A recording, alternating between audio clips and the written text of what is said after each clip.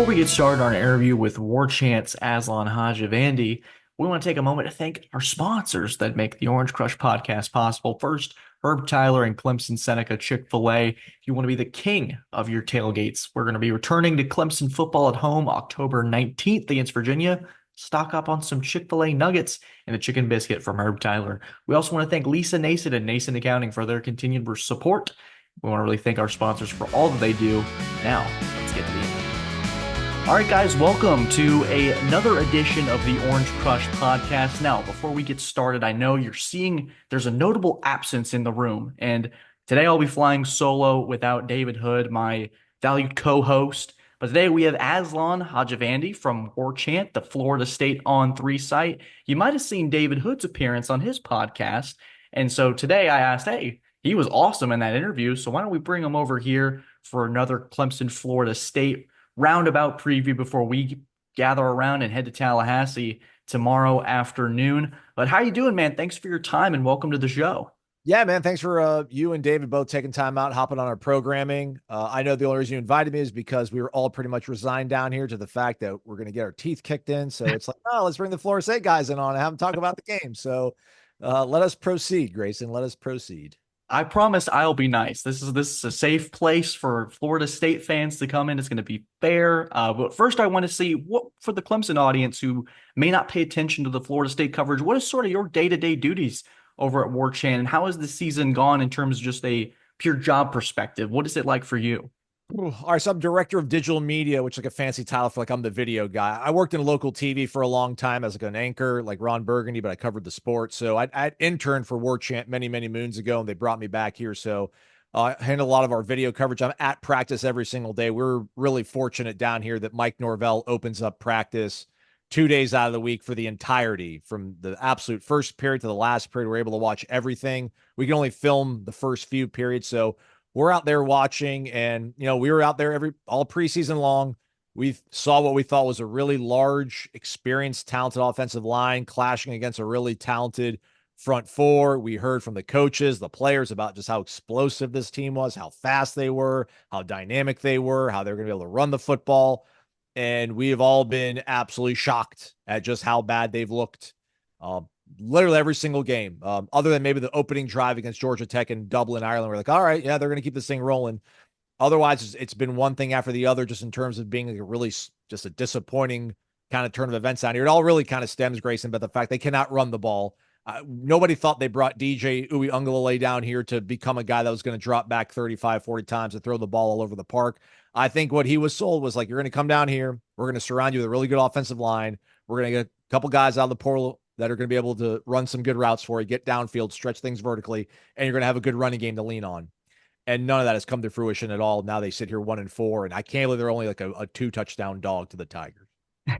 Maybe they're giving some points because of the home crowd, and we'll get into all that soon. But I want to start with, I guess, what for Clemson fans will be listening, the big matchup and the big storyline that got swiped from us was with DJ and his reunion with Clemson. Just what, I guess, has it been sort of in this unique era of college football where if you had told me 2 years ago when we were back in Tallahassee and he was under center for Clemson that not only would he be a Florida State's quarterback in 2 years, he'd have pit stop in Corvallis for 2023. Just what has that process been like with him? I know the record speaks for itself, but as a player, as an interaction, just as media, what has that process been like with DJU?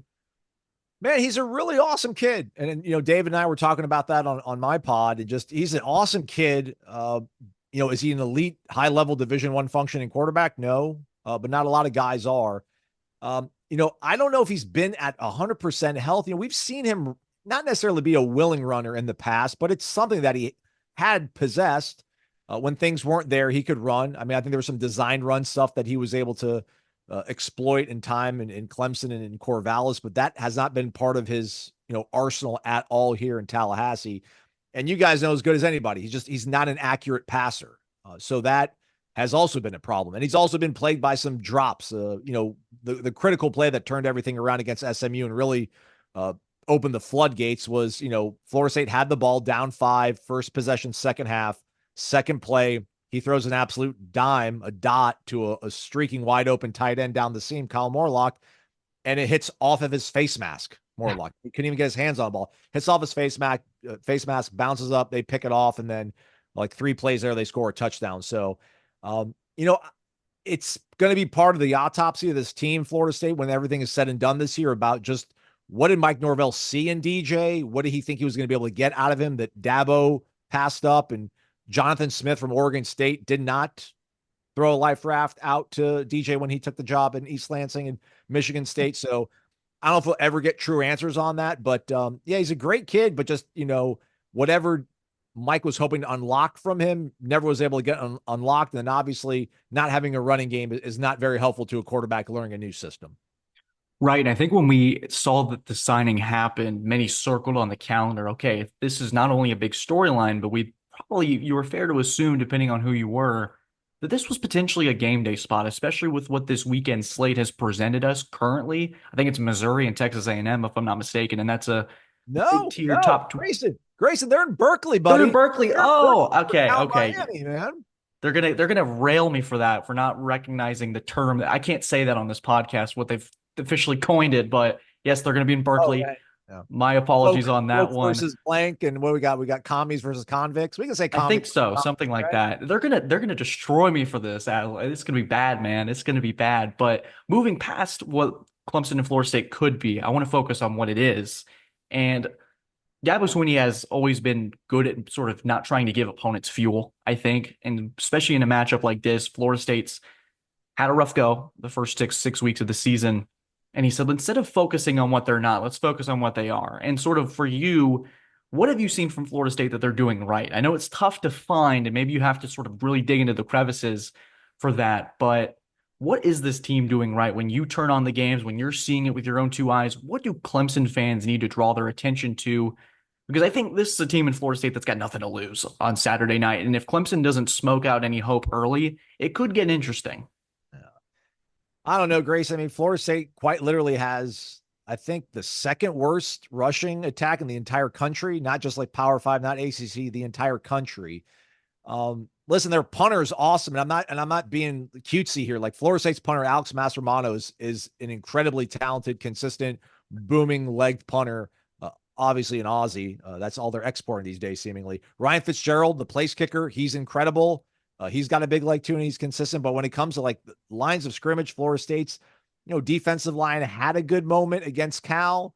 I think they had like 12 or 13 tackles for loss. They've got some of that in them. Florida, if there's anything that could be a potential shining spot for Florida State, like their front four might be able to make it a little bit difficult for Phil Maffa and Cade Klubnik to run roughshod, but we haven't seen any level of consistency out of these guys. And, Patrick Payton, Marvin Jones Jr., these are guys that, have NFL aspirations, have NFL sort of scouts talking. Joshua Farmer and Daryl Jackson on the interior of the defensive line are huge, mammoth physical presences that play really physical, but they just, for whatever, they haven't been able to stop teams from running the ball successfully on first down. The defense isn't anything to write home about either. I know I just talked about the front four, but the offense, there's nothing. I get it. Like if you're a Clemson fan and you don't want to be the guy that's the arrogant Clemson fan, you're like, it's a rivalry game. It's Florida State. You never know what's going to happen. You're on the road. But I mean, Brock Glenn as a starting quarterback, I mean, he does have a penchant to want to run when things break down. Maybe some of those plays will extend some drives. Maybe Clemson will then get a little bit concerned about, him getting out of the pocket and scrambling free, but he's not a particularly accurate thrower of the ball either. He doesn't particularly have a strong arm. The moments that he's been in games, he's been at Louisville ACC championship game. He played against Georgia in the Orange Bowl. So he really hasn't had a nice runway to get his career started. So, I can't really manufacture anything to be fearful of other than, it is college football. And we have seen crazier things happen than a 2-touchdown underdog dragging a team down to its level for 4 quarters and seeing what happens at the end. Right, and I wrote about this on TigerNet that it was a really inspired effort against California with coming in there. They had all the momentum, they had all the memes, as we've pointed out on Twitter specifically. But I think for this Clemson team, and I would love to get your take on just sort of what you've seen from the Tigers, is it's a team that since this Georgia matchup where they got clobbered in that second half after sort of a defensive stalemate the first 2 quarters, I've seen a team that started really fast and really emphasized, hey, we need to smoke these teams out, snuff them out quickly, and get that confidence back that we've had in years past. They got playmakers on that side of the ball with Ryan Wesco, TJ Moore. They can give it a film off and he can pop off at any given moment. What have you seen from your preparation on Clemson? What has Norvell said? What have some of the players said about just what this Clemson team has evolved into? Everybody talks about just how Cade looks so much more confident and seems to be a much better runner. I know there was some stuff they were trying to. I think even Adam Fuller, the defensive coordinator for Florida State, said that there were certain things that Clemson tried to get done last year in the quarterback run game with Cade that just never really worked out for them. But those things are working now. He just seems to be that much more confident and poised. And shout out to him. In this day and age, we're so quick to issue verdicts on kids. And listen, one of my best friends actually works in Austin, covered Cade, and he was like, "Hey, man, sorry, but you're going to have a tough time with this kid for the rest of your, as long as he's at Clemson when he's playing Florida State." And I'm like, all right, we'll see how it all goes. And it hasn't been a great start for him. But this season, it's been really incredible just to see him kind of grow. I mean, when you have a quarterback that can run, and not just quarterback run game where they're going to, give RPOs and read, zone read options for him to accomplish. But when things aren't there, he'll be able to scramble free.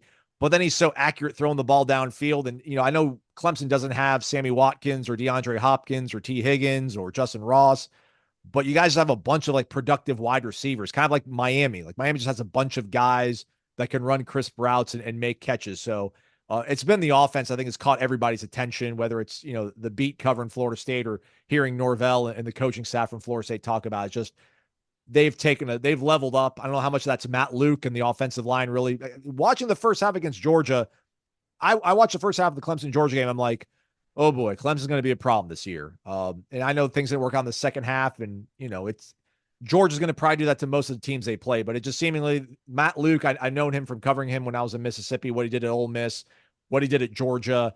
You've got talented veterans that have been through the fights and the battles on the offensive line. You got a quarterback now that's poised and confident and can throw the ball a million miles with great accuracy and can run.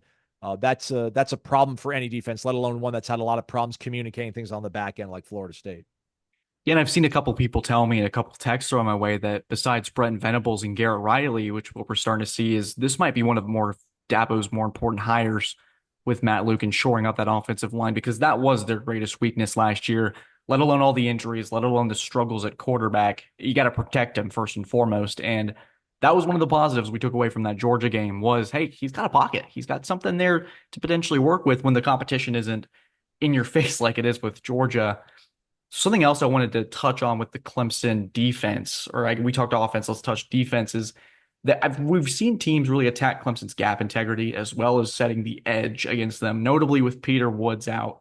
Now, his status is still up in the air for Saturday, but all things are pointing that he will suit up. Just how can Florida State potentially attack that? Because you saw that in that first half against Stanford, even with an option offense and a quarterback that every time he threw the ball, he was throwing it to the team in orange. They were still able to get a productive drive or two going. How can the Seminoles try to maybe counteract that when they see that on tape and saying, hey, there's something sustainable here for us to run with? I mean, Grayson, the run game just hasn't been very fruitful for Florida State. It's hard. And I know Clemson's, conventional, traditional defensive statistics are not very impressive, but we know what they have up front. They had some success against Cal, just kind of going hat on hat. Florida State likes to do a lot of pinning and pulling. They like to run a lot of counter runs. And that has not been successful for them this year at all. So I don't know if they really have the physicality to go hat on hat and push guys from Clemson off the line of scrimmage because they're dealing with injuries on the front line for Florida State right now. Richie Leonard, who was, probably their best interior guy, transferred in from Florida. He's out for the season. DeAndre Jones is a guy that's played, maybe close to 3,000 snaps. He got hurt in the SMU game. So Florida State's probably going to be looking at some younger guys to help lead the charge on the front line, at least on the interior. So I don't know just how, what kind of matchup that's going to be favorable for these young guys going up against Clemson's front four and the front seven. Obviously, we know about these linebackers, but I guess the hope for Florida State probably is that Brock Glenn is a more willing runner. They probably can run some more read option stuff, and he won't hand the ball off seemingly without making the proper read on the defensive end crashing down. Like he might actually make the right read and scramble off for 10, 15 yards. So, but at the end of the day, I just don't know if Florida State can maintain that for 4 quarters and keep Clemson on their heels long enough. But there is that sort of element of Brock Glenn either being more willing than DJ or being more healthy. We saw like a pretty cumbersome brace on DJ's leg in the preseason. We didn't think much of it, but that might have been something that hindered him in his desire, I guess you could say, to run the ball more. Because there's been moments where, he was running some RPO stuff against SMU and there was things there that he wasn't taking. So, Brock might be a little bit more willing than DJ was. Something that always fascinates me with just college football in general is how community really plays an impact in it. And when a season like this happens at Florida State, I'm really curious to see sort of when you're looking at it, what are the fans saying? What are the local people saying? Just what has been the vibe, I guess, is what I'm trying to ask with a season like this. Is that just turn the page to next year, or is it they see an opportunity to really try to pick up a significant win that could define 2024 for them? Man, it's colossal disappointment. I mean, folks are thinking more along the lines of, they're happy to see Brock. I think everybody was, kind of saw enough from DJ that night in Dallas against SMU. Just, 3 interceptions. The last one was a pick six. It kind of felt like a sense of finality, like time to move on, figure out what you have on this roster right now so you can figure out what you need to get either in the portal or high school recruiting. I think people are bracing for some coaching changes, not at the top, obviously. Florida State is financially committed to Mike Norvell. And listen, went 13-1 last year. It'd be foolish to think that you need to move on from him. But, a lot of the fans, I think, are bracing and hoping to see what this younger offensive line looks like, what Brock Glenn looks like. We might see some younger skill position guys. We might see some younger guys playing linebacker, secondary, wanting to see how they're going to look like against a team like Clemson, so we can kind of maybe take the temperature and recalibrate and think and see where things have to go, because it's a pretty hopeless feeling right now in the fan base. Even the most optimistic fans are kind of just ready to turn the page, hoping that maybe they can show up against Florida and that can maybe help salvage the season. But I think most fans looking at this realize that, Dabo's going to come in wanting to probably prove a point. The whole narrative about Florida State being so deft at getting the transfer portal and going from 0 to 60 like that, and then Clemson stagnating, and then the way they looked against Georgia. I think Dabo's probably going to use this opportunity if he can to, I don't want to say run up the score, but, send a message that, his way, his foundational beliefs are superior to new age thoughts on the way to construct a roster. I'd love to maybe elaborate on that specific point, because I watched one of your shows about specifically will Dabo try to use this game to make a point, and how the season sort of played out post Georgia as the conversation was transfer portal, transfer portal, transfer portal, and now Clemson looks like to be the ACC favorite potentially, depending on how you view Miami against Virginia Tech. Just what do you mean specifically, I guess, further beyond what you've already mentioned about that? Just what kind of point in your eyes do you think Dabo will be trying to make? I mean, Dabo's going to be like, look at my quarterback that I recruited and I've grown and groomed, and the offensive line that I stuck with that took it on the chin last year in Death Valley. I mean, listen, like Florida State's defense mauled that Clemson offensive line. Dabo could have gone in the portal and tried to get 3 or 4 new pieces. He's like, no, I believe in my guys. I'm going to go get a new offensive line coach. I'm going to hit a reboot. I think, Dabo heard Dabo heard everybody snickering at him after the Georgia game. And the next week, all the questions around whether things had passed him up or not. The Athletic writing stories that, Dabo was, I think even SVP on SportsCenter was talking about, listen, where Dabo and Clemson was, like they're so far removed from that. And Dabo's going to have the last laugh. It seems like, if he can win this conference, he's going to have one of the top 4 seeds in the playoff. And we'll see what happens there. Again, I don't know how they're going to match up against an Alabama or an Oregon or Ohio State, but I mean, I just feel like Dabo's going to relish. I mean, maybe he won't do it on Saturday night in terms of like a post-game interview. Maybe it'll be after a Monday where he's had some time to maybe cool off and try to be as clever as he possibly can with his comments. But it just feels like, and listen, I get it. We talked about it on our preview show, the Warchant report, Jeff Cameron, who's been doing radio here for like over, not 30 years, over 20 years for sure. He's not that old, my guy, but just said like, listen, in this day and age where you have to prove yourself and you're recruiting every single person every single day, like when you have the opportunity to smash a rival, like you're going to do it. So, will Clemson be up 35-3 in the fourth quarter? And will Dabo like go for it? Like, will he try to score a touchdown on 4th and goal from the 8-yard line? Like, probably. I think he probably will. But hey, who knows? Maybe Florida State will keep it tight. Who knows? Maybe I don't know anything. all the practice I've watched for the last 2 months means nothing, and Florida State's going to come out like gangbusters on Saturday. That would be something, wouldn't it? Be a headline for sure. And my final question, we really want to thank you your time. This is Aslan Hajivandi once again from the On3 site Warchant. This is going to be probably another difficult question given Florida State's circumstances, but what in your eyes, is there a moment or a player you go, okay, this could be something that they rely on? What does Florida State need to do, not just to stay in the game, but to win this one? Special teams, I think they're going to have to get either a kick return themselves, or they're going to have to create a turnover, maybe like a punt block. I mean, that kind of stuff. I mean, I think they're going to have to win the game in those moments, but it's even hard to extrapolate over the fact of a 60-minute game, Grayson. Like we've seen this game, we've seen this team play 5 games, and the Georgia Tech game, you could kind of fool yourself into being like they were 1 or 2 plays away. And I really do feel that way. I mean, if they recover a fumble late in the third quarter, maybe early fourth quarter on Georgia Tech's last touchdown drive, that game can go their way. Boston College didn't have that kind of feel.